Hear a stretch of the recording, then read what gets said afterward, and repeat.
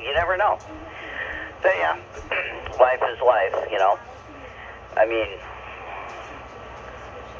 semi-retirement, I'd love to work at HRO, but there again, that's a pipe dream. I'm sure there's 10 million people on the waiting list for that job. Well, I've thought about that too. I was like, oh man, if I could just work at HRO and just sell ham radio gear all day long. Oh man. Can you imagine that? I think that would just be the best. That would be the best job for an avid ham operator that you could ever have. It couldn't get any better than working at HRO. That's just, like the elite of elite. Or even, maybe even DX engineering or something like that. That wouldn't be too bad either, but something of that nature. I've thought about that too. I think it'd just be awesome. But anyway, Steve, we're just about, we're roughly at our halfway point here. You have any tech tips or anything to throw out at us real quick? Yes, I do. I was thinking about this earlier today. Okay, in your household, you have all kinds of devices that have batteries, alkaline batteries, heavy-duty batteries, things like the remote control for your TV, the remote control for your DVD or Blu-ray. How about the remote control for your stereo? How about a remote control for a stereo that's in another room that you never use? Open up the battery compartment, check the batteries, make sure they're not leaking, that they're not a little bubbly underneath their covers. If they leak inside that remote's shot. It usually heats everything right to the circuit board. Same goes with flashlights. Any device that has batteries that go in it that are not rechargeables, you need to open them up and look at them, because you can lose valuable equipment. I've got a little, it's a CB radio basically I use for testing at work, but I have a dry pack on it, and that goes the same with ham equipment, dry packs. Check your dry packs. If they've been sitting for a couple of years, make sure the batteries aren't leaking. And I managed to catch mine quick enough to where it just started leaking and did a little corrosion, cleaned it up, put in brand new alkalines, and I'm golden. But I would have hated to have to buy another dry pack for that thing. So, yep, check your batteries, all devices, flashlights, you name it. Stuff that may be shoved in a drawer or not used for 2 years, 3 years. Check the batteries. W7AT and the K. There's my tech tip.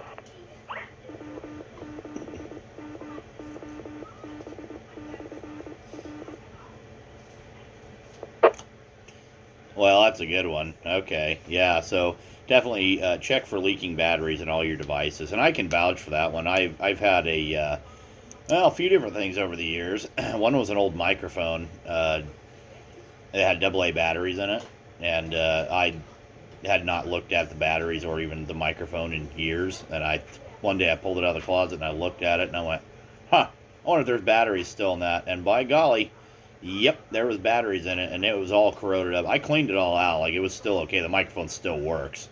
Yeah, and I also lost a 6-cell Maglite to that one time. I hadn't touched it in years, and I went to pull it out and thought, okay, I'm going to put some new batteries in this and use it.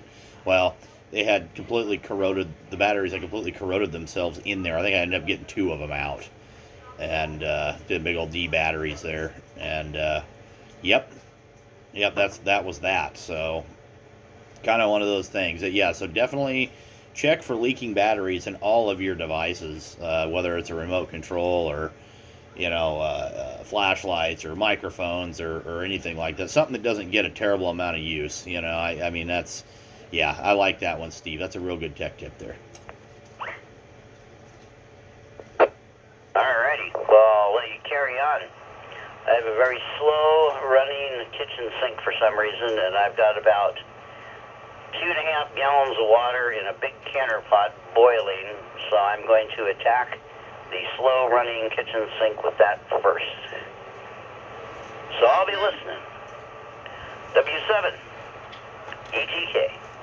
Carry on, young man. IVN with a supplemental to the tech tip. Go ahead, Ivan. Just change your batteries annually, every year, say like, New Year's, that's when the fire department recommends you do the batteries in your smoke detectors, et cetera. Just, I don't know, just change them. And, batteries, dry cells, your alkaline batteries, they're good for 2 or 3 years, but I don't know. I've lost 4 or 5 flashlights here, in the last year or so, because, so yeah, annually, just change your batteries. W7IVN. All right, yeah, that's a good one too, and that makes sense. Just change them out. Because the thing is you could look at them too, and go, oh, okay, yeah, everything looks fine, and then a month and a half later or 2 months later, all of a sudden all that corrosion's there. So yeah, okay, that's a good one too. So check for leaking batteries in all your devices, and just change them yearly. It's just better that way. But chances are a lot of them batteries sit like that in device. Chances are they're probably getting low anyway and or dead. So that does happen too. But anyway, all right, guys. Well, that's awesome. We got a couple of good tech tips there so far, and we'll move along here. And since we are roughly halfway through the net here, let's see if we have anybody else that would just like a quick in and out, just an early out type of check-in. Please come now. I will, yeah. Not right now, though. No, when my net's over. Then we'll have some beer. Then we'll drink some beer. All right, with nothing heard on that end, do we have anybody else that would just like a regular check-in, or maybe somebody with a QST, or even another tech tip? And also, just so everybody knows, I got a little QST here real quick. We do a small point system. And basically, it's, whoever, the top 3 people there to check in the most will get a door prize. And I think me and another guy have been talking, and I think we know what we're going to do for the number 1 place door prize for sure. And anyway, so what my conclusion is here is, starting at the first of the year in January, we're going to, if you give a tech tip, that gives you an extra point for the night. So that counts as 2 check-ins essentially. Now, if you give 10 tech tips, it's not going to count for 10 extra points. So you can give all the tech tips you want in one night, but it's still only going to be 1 point. So just for, kind of like an A for extra effort there type of deal. So anyway, just throwing that out there. And again, this is Travis, W7TVS, for the W7MOB Wednesday Night Net. And who would like to check in, please come now.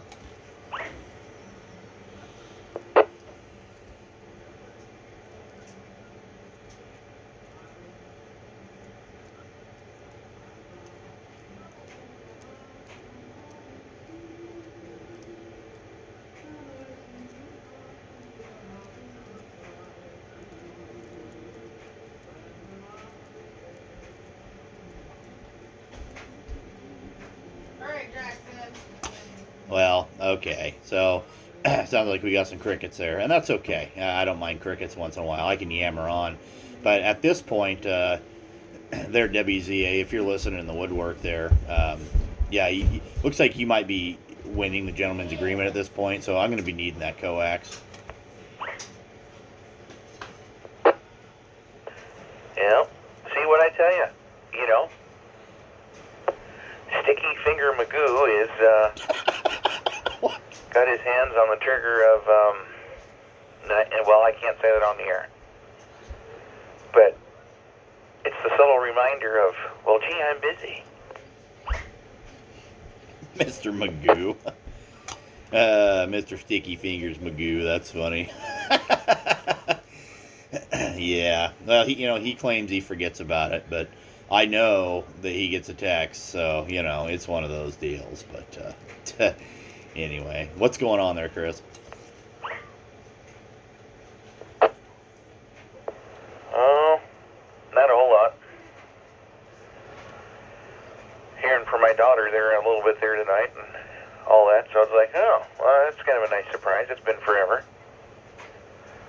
And I'm thinking that she's finally starting to kind of figure out that old ZA is not the bad guy. Because apparently Mom is more concerned about her boyfriend than she is the kids. Well, surprise, surprise. Well, sometimes it takes a while for the light bulb to come on. It's not always necessarily the green light either. But well, maybe the disco, maybe the orange or the red or yellow or pink or purple or whatever. But yeah, that said, doing all right. I haven't really had to go battle the snow this week, so anytime we don't have to do that, that's good. However, some of those pictures that I sent were quite interesting. I guess that section there on 58 got iced up pretty good there today, and somebody will be getting their Amazon package. And that guy in the white truck decided he wanted to be highway cowboy, so he went around one of the guys that I work with, and was yelling at him on the CB that he was holding him up, all this, that, and the other. And so he went on around, got about 3 miles down the road, lost it, jackknifed, and put the thing over off into the ditch. And funny thing of it was he made a whole lot of time there, because I was behind that. There's actually 2 of the guys that were rolling together there early, so I went down, caught them. They were pulling out as I was pulling in after I went and got loaded and had to top off this, that, the other. I actually caught them up there at the Crescent Lake store, and then passed them, and then beat them back to the yard, and that guy was still stuck in the ditch several hours later. So yeah, he made up a whole lot of time. Well, that's what happens, You want to play highway cowboy on the ice and get all mad about everything, then so be it. I think it's kind of funny when that happens, It's kind of like the deal where, people get all mad that you're going 60 miles an hour in a 55 because they want to go faster, and then they pass you, going like 90, and then, 8 miles up the road, they're sitting at a stoplight, and you're sitting right next to them looking over at them, It's like, oh, okay, yeah, you really, you saved a bunch of fuel doing that there, didn't you, buddy?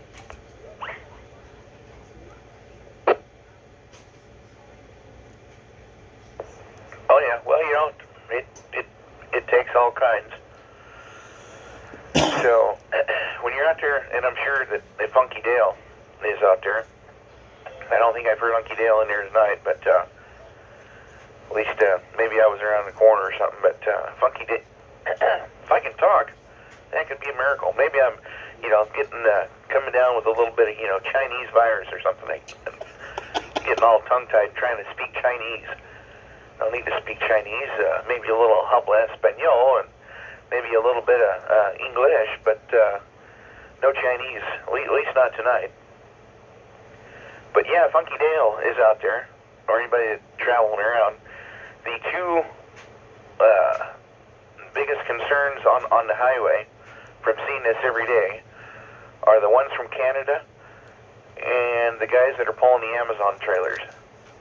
Those are the 2 biggest, safety posing threats that are out there on the highway. So if you see one of them, well, you better heed the warning there.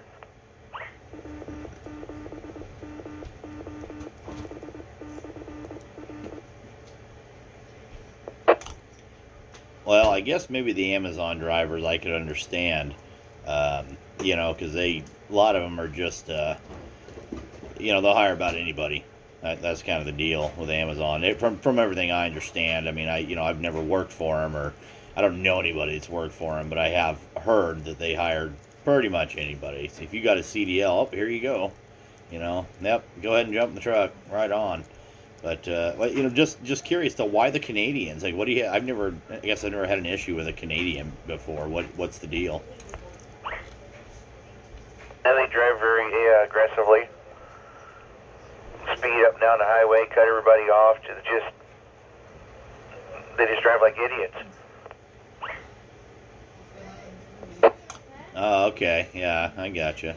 Well, yeah, is what it is, Maybe they just drive different in Canada. Maybe they're all screwed up because miles per hour down here and kilometers per hour up there, and maybe they just, I don't know. Well, I mean, that could be it, except for till the time that you come in to a little situation of I'm going to take off your hood, eh? Yeah. Go ahead and take the hood off the truck. Crunch, crash. Oh, have a nice day, eh? Sorry about your hood. And they keep going. Oh, yeah. Yeah, that's always a good time. Yeah. Well, fortunately, I haven't had to deal with that, but you have, so apparently, or seen it or something there. But, yeah. Yeah, you got to watch that. But unfortunately, I don't think they're all Canadians that are doing that. I think there's just, it could be anybody that drives that way, but I guess some people are just more cautious than others. It'd be kind of interesting, somebody that does drive that way to see their driving record, see how many tickets they have or how many accidents they've had or anything like that. California. I mean, wit. That's probably a long, lengthy, thing there. But probably enough paper that worked there to make enough kindling to start a fire. Yeah. Alrighty. Well, I didn't want to stay too terribly long, but wanted to, jump in there, especially since you guys were, putting me up on that high pedestal and trying to plot my demise. I mean, I gotta, take and interject, there, from time to time, like, well, we're gonna hang ZA with an old rope, and, I kind of request the new rope just, just cause. That's, I guess that's kind of, the privilege of being thrown under the bus. Sometimes you just, you just got to pick your own rope. Well, I think the rope I was going to use was either LMR 400 or Belden 9913. Just throwing that out there. Well, the 400 likes to stretch a little bit, so probably the 9913. It doesn't like to stretch so much.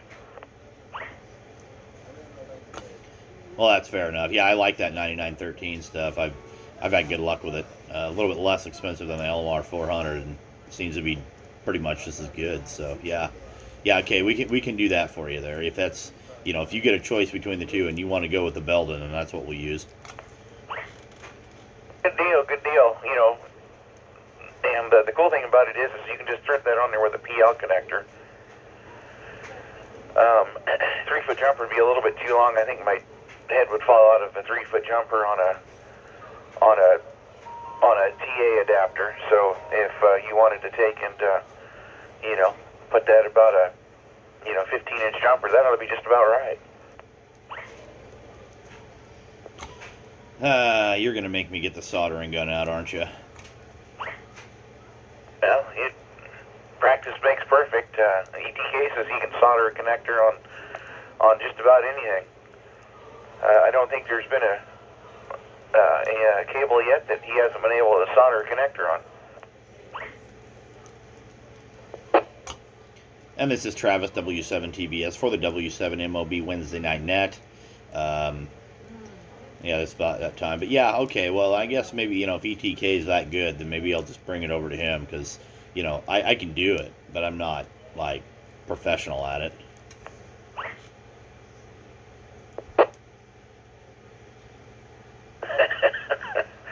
All right, and this is W7WZA, just cause, so. All right, well, I probably stirred the pot up enough. Probably get it back over to you there, and I'm sure there's a few more out there that want to get checked in. So, yep. I don't have anything, but one of these times maybe I have to call you on the phone there. But otherwise, hopefully getting back on the workbench here. I've kind of taken a long break there from it. It's time to get back on it, so it's never ending. All right, mister.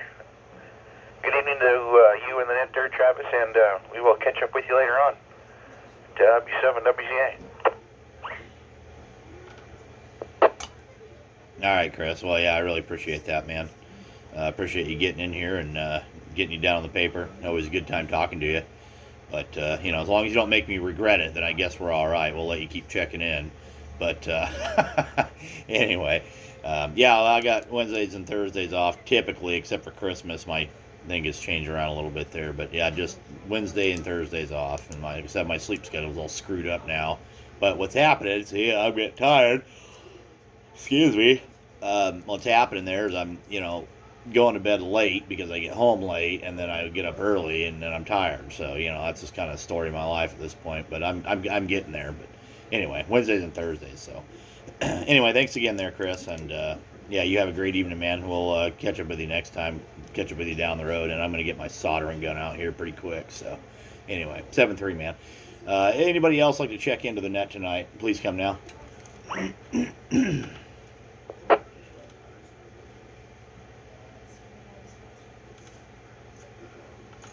Sounds like it's going to be an early one.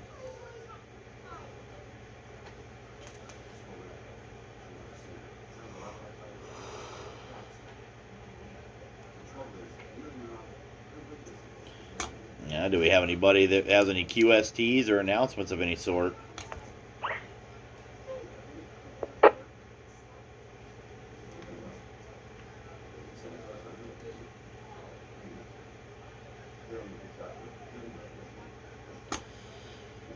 Well, I have a feeling that character up there to the north of us, well, I guess the north of Albany there, Salem area, either he's on the phone, or he's eating dinner, or he's just waiting until I'm ready to close it down there. I wonder if that guy's in there.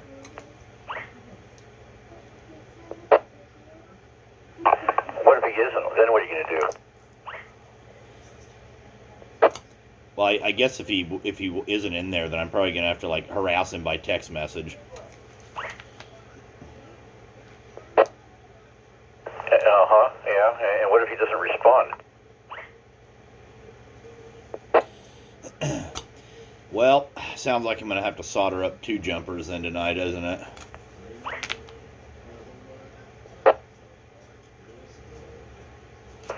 Yeah, it sounds like you might have to come up with a stupid jumper kit now or something.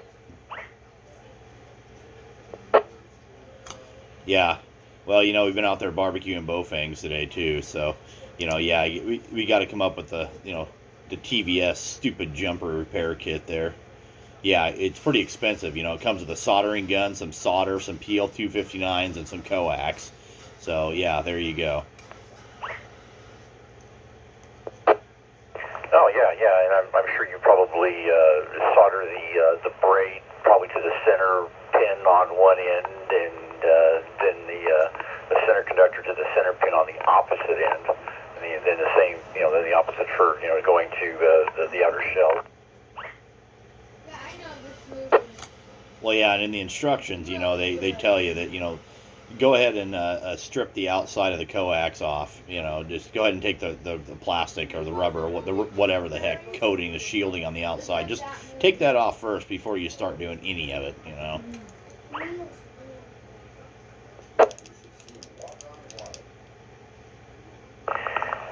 Well, hey, that's a good step. I mean, yeah, I think that should work just fine. Well, yeah, I mark it as a open air coax feed there. No shielding on it whatsoever. It's just the straight braid and center conductor there, and whatever the insulator is there in the middle of the foam dielectric or whatever kind of dielectric you're using. But yeah, open air coax feeds. That's it.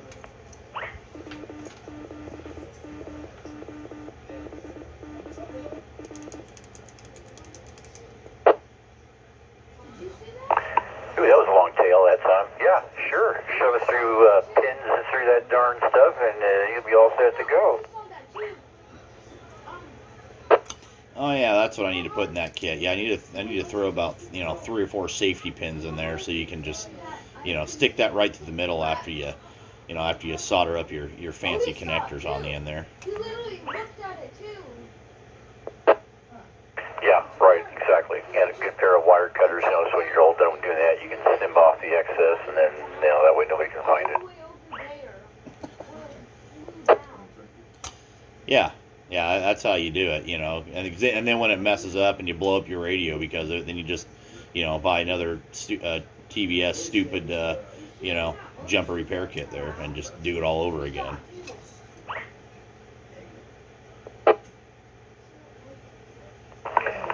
Yeah, I mean that's the whole idea behind the whole thing. Sure, why not? No, I've been listening for a while. I've been sitting here. I did return some emails and trying to do a little bit. One of the guys from the SwapNet was asking me some questions and such and that sort of stuff, and I've been trying to get back to him and email back and try to do the best I can to help him anyway. And I've been kind of listening to you guys off and on anyway. So, but yeah, and I figured since the last couple of weeks I kind of was checked in there at the beginning. I thought, well, I think I'll turn things around, and just kind of make a grand entrance here at the very last. So, but anywho, I got to get back to what I'm doing here anyway. But oh, very cute there, WZA. Yeah, that's really nice. I appreciate that. So, but anyway, I'm gonna cut it short here and get back to what I'm doing here, including getting some grub as well too. So, but yeah, you were close. I mean, I guess I was kind of on the phone, but I was emailing instead. Wasn't actually on there talking. So, but anyway, I'm gonna pass it back to you, and you have a good evening out there, and we'll check in on you later there, Travis. So, 73, take care. W7 Armor Machine back to net. All right. Excuse me. All right, Steve. I really appreciate that, man. Appreciate you getting in there. And yeah, I really want to get into your net, but it's kind of hard when I'm at work until, 9:15 at night there. On a Tuesday. It just doesn't work, So I do apologize for that one. But one of these days I'll be able to get in there to at least give you a quick check-in or something. Maybe I can just run out to the pickup and take a break real quick and, jump in there and just get it done. But yeah, we'll figure that out. So anyway, thanks again, Steve. I got you down on the paper, man. I really appreciate you, and hope you have a great evening. I'll let you get back to your emails. And this is Travis, W7TVS, for the W7MLB Wednesday Night Net. Do we have anybody else that would like to check in before we wrap things up here tonight?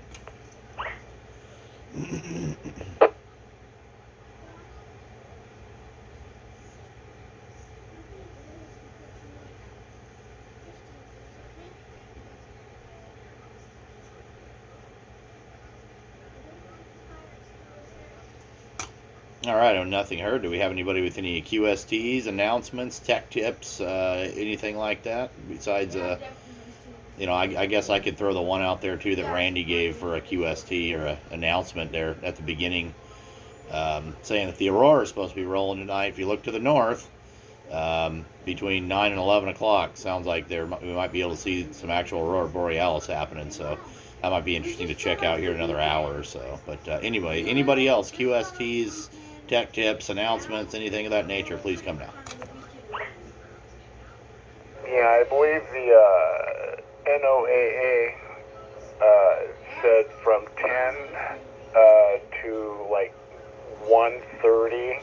Yeah, 10 p.m. to 1:30, I believe is what the NOAA said was going to be our best view. But we have to be able to see the horizon. W7AVN.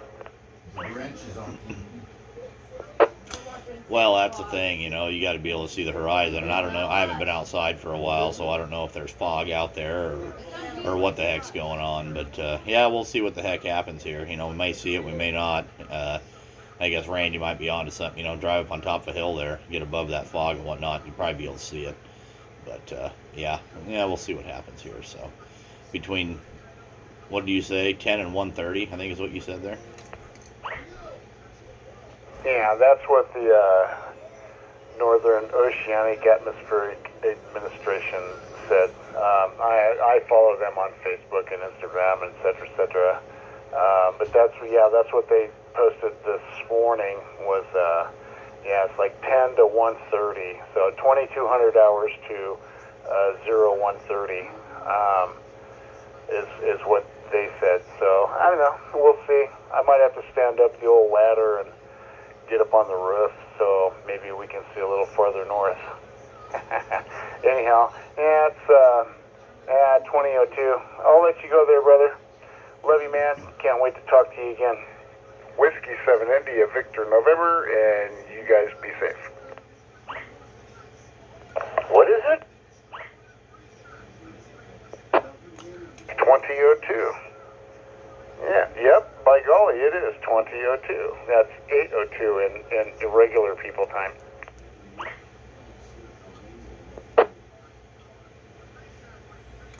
Steve, if you were referring to what we were talking about, that supposedly we're going to be able to see the Aurora Borealis tonight. Oh, yeah, that's sometime,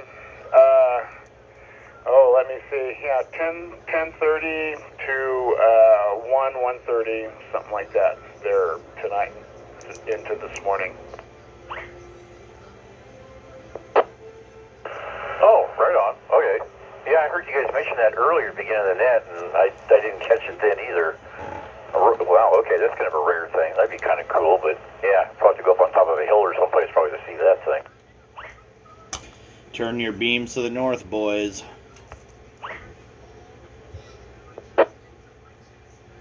I don't think it works that way, but yeah, it might. I mean, golly, you never know. I know Brett and Dan and all the guys were talking about that there on the TechNet this morning. They were talking about that different. It's a different type of solar activity, and it is very inconducive to, especially sideband. It makes sideband extremely hard to communicate. So that's what they were saying, anyways. I don't know. I'm just a tech. So W7IVN. Well, and the one thing I actually did notice earlier, and in fact, I can still see it. I've got on my HF rig here, which the volume's turned down, but I got it sitting on 80 meters, and I'm seeing the noise level's pretty low, but there's a lot of static crashes. So it is a little bit tore up tonight. It's not as terrible as I've seen it before, but, you know, when I get the big ones, I mean, they're 20 over, so yeah, it's pretty, yeah, there's definitely some stuff going on out there, that's for sure. Yeah, it is completely different than sunspots. Now, I listen to the TechNet every cotton picking day that it's on, and I love these guys. They are absolutely genius when it comes to making you understand stuff. And our solar activity that happens on the planet, such as our Aurora Borealis, which happens on the other end of the planet as well, is completely different. It's actually totally opposite of the sunspot activity that makes our radios work better, which is just the stuff directly off the sun that comes